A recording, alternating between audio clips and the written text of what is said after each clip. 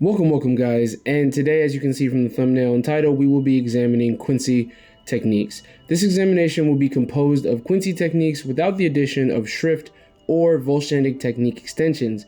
Those will get their own video because 1, they are super niche, and 2, those techniques do not reflect what a Quincy can do, but specifically what that particular Quincy can do.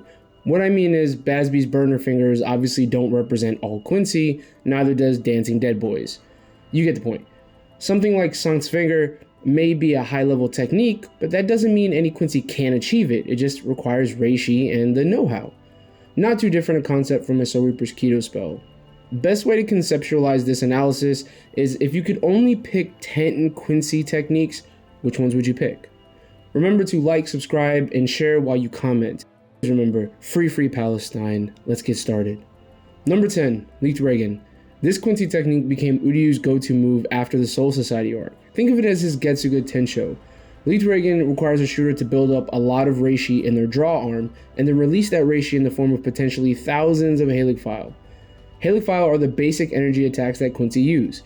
The fact that it can be fired quickly or charged up means that its efficacy is based on a Quincy's reishi absorption skill. Halic File can track and fire in physics-defying ways, so being able to rain this many attacks almost all at once gives it great 1v1 potential and against 1 versus team situations. Technically, this technique is meant to be fired from above the opponent, but there is a variation that is fired in other directions. Number 9, Heizen. It's really hard to justify Heizen on this list over so many other techniques, especially since it was only used one time, and when it appeared in the anime in its sole appearance, the anime ruined it. The anime made it look like a flying pillar. That's not what it is. It's an energy box formed by lasers that can cut through objects. But give me a second to sell you on this one, alright? Uryu, when he uses this in the Arrancar saga, was capable of severely wounding a Menos level Arrancar.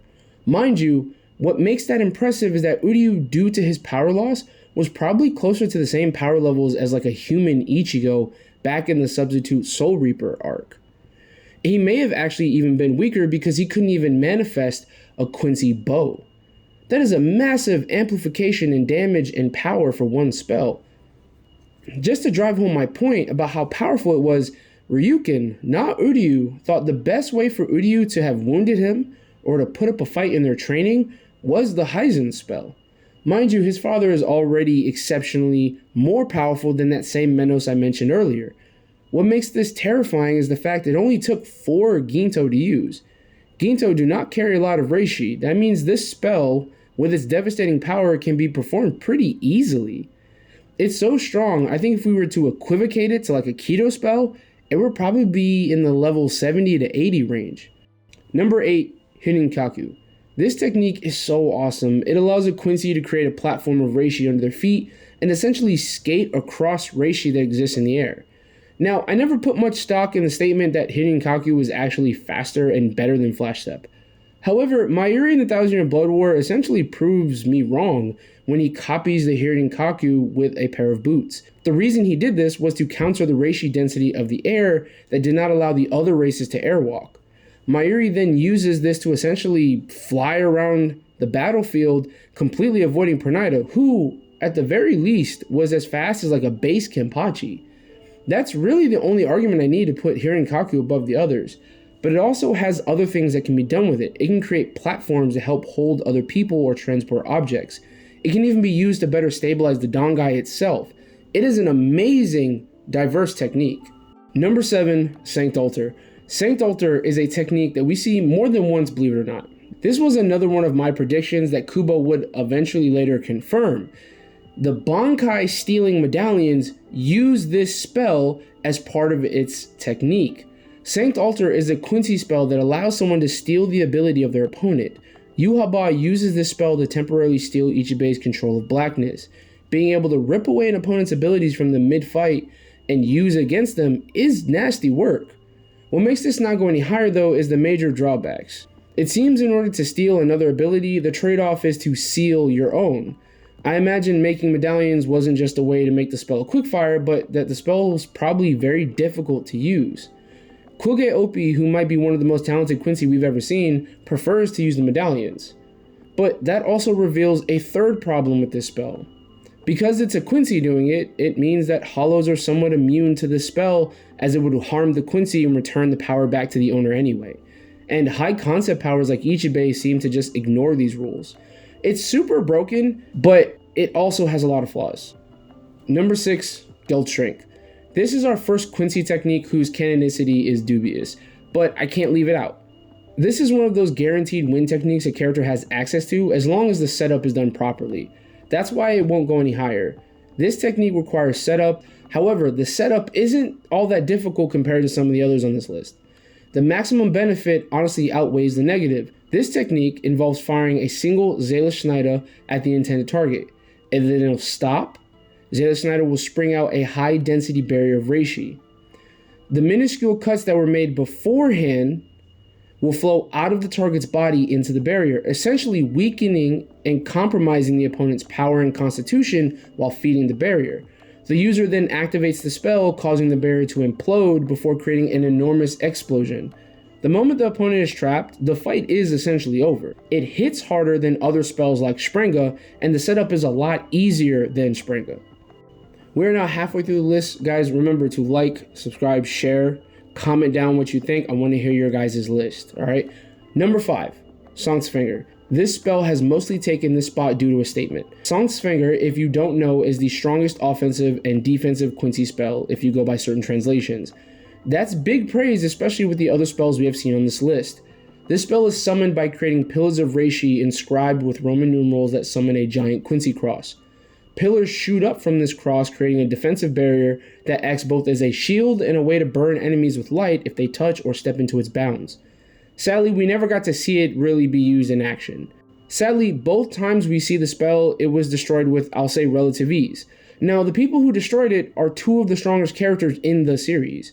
Yama did it with his third Bankai technique and Ichigo with his Getsuga Jujisho.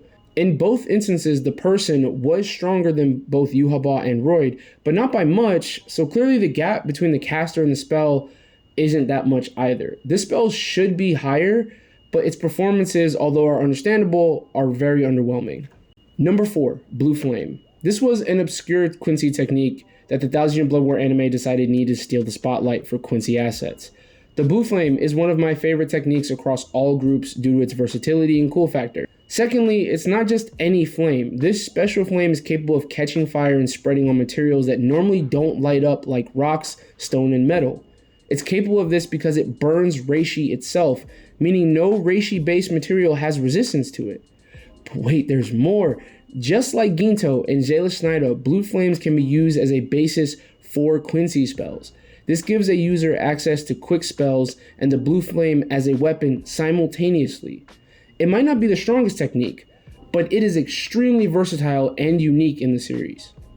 Number 3, Bloot. Bloot is scary. Bloot was a technique that was pretty much invisible most of the series until it was revealed to us. And when it was, oh boy, the Quincy became a real problem.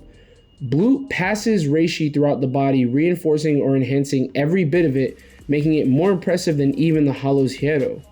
Blue Vein, which is the defensive version, can protect even vital points like the eye from damage, which Hero is implied not to be able to do, making the scope of defense better.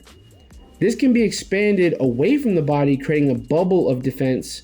Although Yuha has been the only one to use this version, Blue Vein on Haben is a very dangerous technique. Blue can be used to invade another person's body through contact. Blue Vein can enhance eyesight with enough power and even heal. Blood Artery enhances the Quincy's attack abilities, giving them an amplification to their Halic File and more. For reference, Quilgay, a Thousand Year Blood War captain level character who absorbed a captain level monster in Ion while using Volstandig and even stealing more power from other characters, can only scratch Ichigo. He stated he needed Blood Artery to do any meaningful damage to Bankai Ichigo. Bloot, if you paid attention to the title card in the new anime, is stated to have a Bankai level addition in power. Bloot might have gone higher, but its one drawback is pretty significant. Bloot Vein and Bloot Artery cannot be used simultaneously. It's one or the other at a time. This drastically reduces its usefulness, but not enough to fall down the list. Number 2, Sclavere. This technique everyone should be familiar with, as it was one of the first big Quincy techniques we got to witness. I used to believe it was a special ability that could only be accessed if a Quincy transforms and gains a certain level of power. But as we have seen several times now, a Quincy can use this technique on their own with no assistance.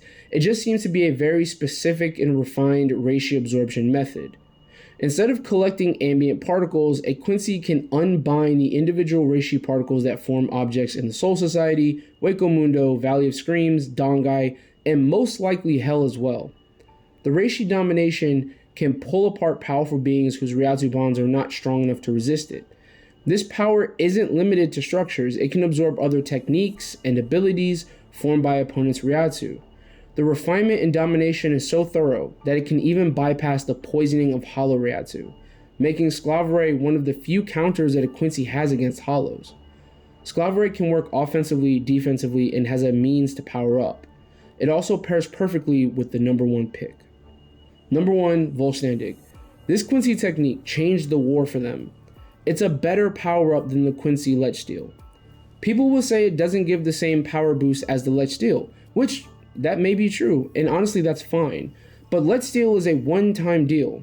Sure, there is a way you can get your powers back after a Let Steel, but that process can kill you. You can't use Let Steel then just get your powers back all willy-nilly. The Volstandig, on the other hand, doesn't just give Quincy more reishi to use, but by the fact that it naturally boosts everything including the techniques behind it on the list. Every Halic File, Blut Technique, Blue Flame, Kirkenlied, Speed, and more is just downright better under Volstandig. The form can even enhance Shrifts. It's the only power-up in Bleach that actually boosts every stat, technique, and ability. It can be turned on and off almost at will, and with an automatic Sclavere Halo, a Quincy can enhance their Volstagg to a second form or open up a whole new avenue of techniques like Fetish Swinger or Lie's Spatial Freezing. Volstandig is the undisputed Quincy technique. Alright guys, I hope you liked the video. Remember to like, subscribe, share. Make sure you comment. I want to know what your guys' list is. Please let me know. Alright, remember, free Palestine. Y'all have a great day.